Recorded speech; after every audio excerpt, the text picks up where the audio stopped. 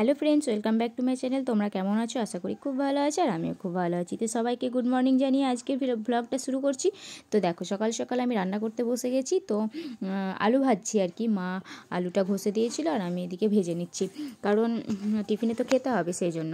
আর এদিকে আলু ভাজতে গিয়ে দেখলাম তো চিড়ের প্যাকেটটা ওখানে পড়ে আছে। অনেক দিন হলো চিড়েগুলো আছে, তো অর্ধেক ভেজেছিলাম আগে, আর অর্ধেক ছিল, সেটাই আমি ভেজে নিলাম।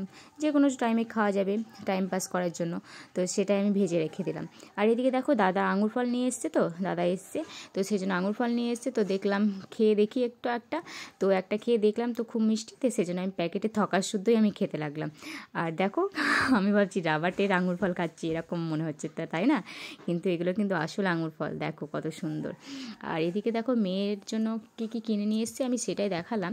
এখানে কুলো, চামচ, কুশি, বাটি এগুলো নিয়ে এসছে, কাঁসার আর কি।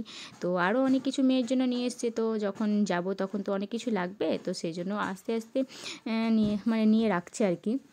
আর এদিকে মা আর দাদা গলিতে ইঁট পড়ে আছে, তো সেগুলোই সরিয়ে রাখছে, কারণ ওখানে খাল কাটা হবে, প্রাচীর হবে, সেই জন্য। তো ওগুলোই মা আর দাদা সরিয়ে রাখছে, খানিক পরে চলে আসবে তখন খাল কাটতে, তো তাই। আর এদিকে আমি মেয়েকে নিয়ে বসে আছি।